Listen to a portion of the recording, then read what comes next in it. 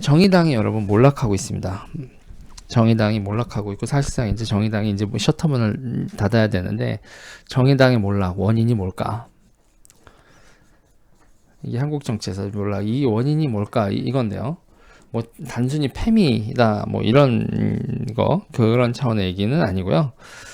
이게 일단 생각해 보세요, 여러분. 노회찬 정의당 하면 여러분 노회찬, 심상정 둘 아니었습니까? 대중 정치인에서 가장 대중성 있는 사람이 둘이었고, 심상정 의원보다도 노회찬 의원이 대중성이 또 높았죠. 노회찬 의원은 상대 쪽에서도 그렇게 안티가 그렇게 많지 않았던, 대중적 호감도이 높던 정치인인데 그렇게 자살로 생을 마감하셨죠. 자, 이 정의당의 몰락과 관련돼서 일단은 정의당의 문제는 뭐였냐면, 일단은 당의 정체성과 핵심 이슈로 패미를 삼았어요. 패미를 삼았는데 이게요, 여러분. 이게 기본적으로 진보라고 하는 세력이나 이런 데는 여러분 사회적 약자 편이어야죠. 사회적 약자를 편이어야 되고, 사회적 약자의 정치 조직화해야 되는데, 문제는 정의당이 사회적 약자의 전면에 여성을 사회적 약자의 전면으로 내세웠는데 이게 맞아요? 라는 물음표가 찍히는 부분이 있는 거죠. 그리고 이제 여기서 이제 더 문제는, 예를 들면 노동자 문제인 것 같은 경우도, 노동자가 사회적 약자인가? 노동운동이 사회적 약자 운동인가? 이 물음표가 찍혀야 되는 상황이었단 말이죠. 이게 뭐냐면, 심상정 의원이 진보의 금기를 넘겠다고 하는데, 여러 가지 얘기가 있겠지만 저는 이 얘기를 해야 된다고 봐요. 노동 있잖아요. 노동조합이 자본가하고 그러니까 사주죠. 회사 사주하고요. 같이 뭘 연구하냐? 협력업체 털어먹는 방법을 연구합니다. 협력업체 터는 법을 같이 얘기를 해요. 그러면 이렇게 돼서 억대 연봉 받고 같이 사주랑 협력업체를 어떻게 하면 털어먹을 수 있는지 그런 회의까지 하는 노동조합이 사회적 약자예요? 아니죠. 저는 그래요. 노동자에도 두 종류가 있다는 거예요. 약한 노동자와 강한 노동자가 분명히 이렇게 나눠져요. 그러면은 진보 정당한테 우리가 기대하는 건 뭐예요? 이쪽 편에 서는 거예요. 이쪽 편에. 이게 보편적인 담론에 있어서는 이쪽과 같이 하겠지만, 개별적인 거에 있어서는 약한 노동자들한테 얘기를 해야죠. 같은 편에 들어야 되는데, 이게 무슨 얘기냐면요. 우리나라 소득에서 있잖아요. 우리나라 소득에서 상위 10%를 봅시다. 상위 10%에 보면 상위 10%예요, 여러분.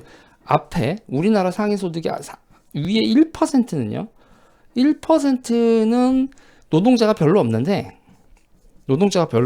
여러분, 이게 찌찌찌찌찌 가다가 여기서 1% 이상으로 가다 점점 돼서 5%만 넘어가기 시작해도 거의 노동자예요. 월급 생활자들이 많아져요. 그리고 상위 10% 이렇게 잘랐을 때 그냥 월급 받는 사람들이 요 구분의 10% 안에 들어가는 사람들이 정말 노동자들이 많아요. 근데 이 노동자들은 어떤 노동자들이냐? 조직되어 있는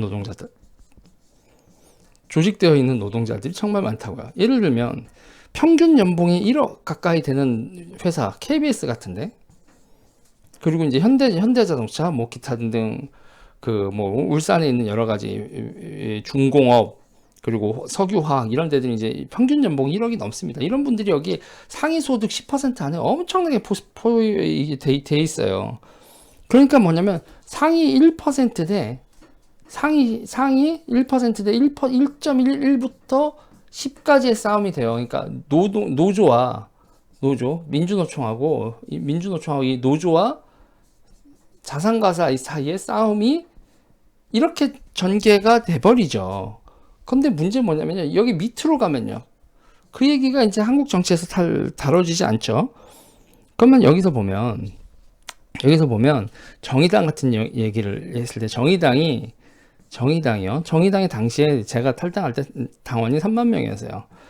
당원이 3만 명이면 만 원씩 내면 3억인데 뭐 이렇게 만 원 적게 내는 사람도 있고 많이 내는 사람도 있으니까 어쨌든 한 달에 3억을 잡고, 그리고 이제 국회의원이 6명이니까 보좌관 60명 잡고, 나라에서 월급 주는 거니까, 그러면 당원들하고 이렇게 쭉 돈을 받고 이렇게 당을 운영을 하면요, 그리고 저축도 하면서 운영을 하면, 그러면 노조에 의존할 필요가 없거든요. 노조에 의존할 필요가 없이 대중적인 메시지와 대중정당으로 가면, 그러면 저는 충분히 정의당이 승부가 가능한 정당으로 봤었어요. 저 정의당원이었거든요. 그런데 정의당이요? 정의당이 대중 노선으로 가는 게 아니라 조직 노선으로 가는 거예요. 조직. 그러니까 조직이라면 이게 이제 옛날에 전위 조직, 운동권 조직 그 습관이 나와가지고 자꾸 민주노총이나 이런 데서 돈이나 후원금이나 뭐 지원이나 이런 걸 자꾸 기대하는 거예요. 이렇게 되면 왜 이런 일이 벌어지냐면, 그럼 민주노총이 그 협력업체라든지 그 비정규직이라든지 절대로 민주노총은 여러분 협조적이지 않습니다. 이게 구도를 어떻게 봐야 되냐면요, 이렇게 보면 돼요. 자, 연대를 하면 자기네들이 이렇게 자기네들과 이쪽 사람들을 같이 이렇게 똑같은 노동자라고 연대를 하면 임금도 비슷해지거든요. 동일 노동, 동일 임금을 하면요. 임금을 하면 모두 다 대기업 월급 사람들이 여기 지금 1억을 받고 있다. 노동자 1억을 받고 있고, 여기는 지금 여러분 반도 못 받거든요. 반도 못 받다. 한 4천 정도 받는다고 봐야 돼. 동일 노동을 한다고 했을 때. 그러면 이렇게 돼 있을 때 있잖아요. 이 사람들이 1억이 되는 게 아니거든요. 그러면 동일 노동 동일 임금을 하려면 여기 조금 두 개 합쳐서 1억 4천이었다 그러면 이게 회사 쪽에서 양보해서 1억 6천이 된다고 해도 자기네들이 8천이 되고 이쪽이 8천이 돼야 되거든. 그런 걸 받아들이지 않는다고요. 동일 노동 동일 임금 원칙을 없앤다고. 협력업체와 자기네들은 계급이 다른 거야. 동일한 노동을 할 때 임금이 달라야 된다라는, 조직되어 있는 노동자와 협력업체 이 달라야 된다라는 원칙을 사측에서만 원하는 게 아니라고요. 사측은 1억 4천 이렇게 해서 1억 4천 나가는 거고, 그러면 1억 6천 나가는 것보다 1억 4천 나가는 게 많고, 그러니까 사측도 윈이고, 그리고 조직되어 있는 민주노총도 윈인 방향에서 이게 지금 타협이 벌어진다고요. 둘이 윈한 방향에서 타협이 벌어지고, 협력업체 사장 그리고 협력업체 직원들은 루즈. 이게 지금 기본적인 대한민국의 이 노동 시장에서의 기본이란 말입니다. 이 사이에서 자기네들이 이기고 이쪽이 지는 이 사이에서의 타협, 이게 지금 한국의 노동시장과 노사 문제의 본질이죠. 그리고 대단히 계급적이고, 노동자 사이에서도 하이어라키가 있고 계급이 있죠. 본사 정규직 비정규직, 협력업체 정규직 비정규직, 계속 임금의 이 하이어라키가 있단 말입니다. 1차 밴더, 2차 밴더, 3차 밴더, 이렇게 돼 있는 거죠. 근데 이런 거에 대해서 얘기를 못해요. 왜냐면 정의당이 대중정당이고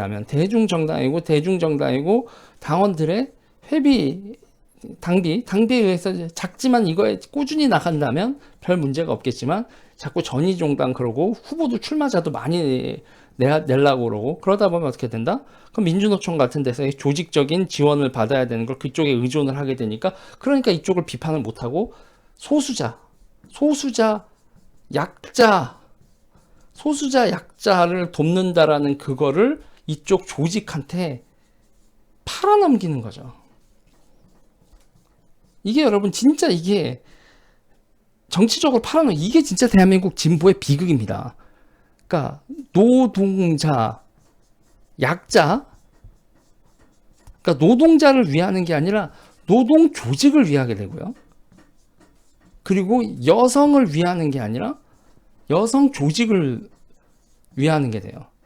그러니까 뭐냐면 정의당이랑 정당이 대중정당이 아니라 십실반한 대중정당이 아니라 자꾸 조직에 의존해서 한 방에 크게 가려고 하는 거죠. 이게 여기서 발생하는 문제가 뭐냐면 총선 있잖아요. 총선 같은 경우를 치를 때도 어떻게 하면 돼요, 여러분? 지역구 있잖아요. 지역구를 살림살이 안에서 하면 돼요.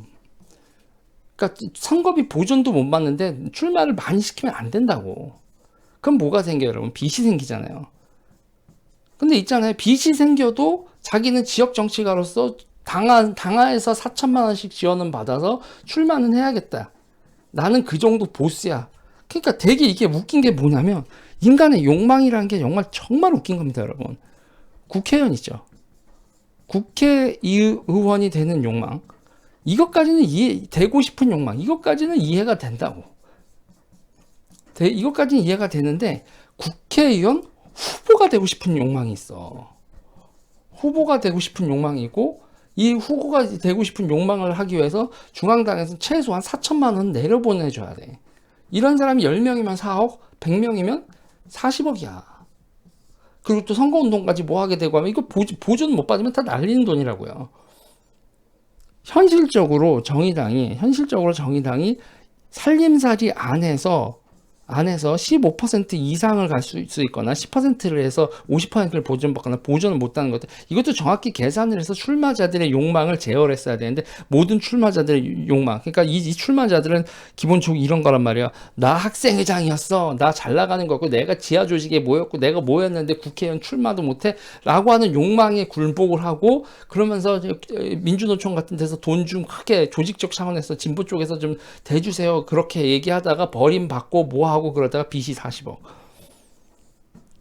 이런 셔터문 내려가는 거예요.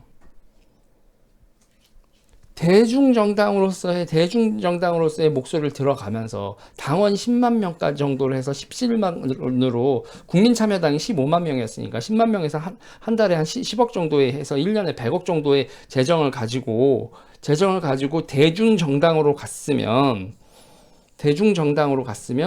정의당이 이 꼴이 나겠냐고, 이렇게 망하겠냐고. 끝까지 무리하고 돈도 말도 안 되는 걸 쓰고, 그리고 이슈도 대중 이슈가 아니라 이념 이슈로, 이념과 조직에 매몰이 되니 대중정당 정의당이 성립이 안 되고 그냥 운동권 정당으로 전락하고, 돈 문제 해결 안 되고 조직 문제도 당연히 해결이 안 되는, 그냥 이도저도 아닌 상태에서 몰락을 하는 거지. 정의당은 이제 이번 대선을 거치면서 여러분 사실상 끝이 나는 거예요. 끝. 이놈의 정당은 안타깝다고 해야 되나? 아니면 쌤통이라고 해야 되나? 지금 제 심정은 쌤통이 더 큰데, 옛날에 이렇게 하지 말자, 이렇게 하면 망한다 그러면서 이제 니들 노답이다, 그래 팸이랑 잘해봐라 그러면서 탈당을 했었는데, 씁쓸한 것도 있고 입으로는 쌤통이다 이것들아 이런 말도 해야 돼. 그거 봐, 내가 이렇게 하면 망한다고 했잖아 이것들아 라고 하면서 쌤통이라는 말도 해주고 싶으면서도 속이 좀 쓰려요. 아휴, 바보들.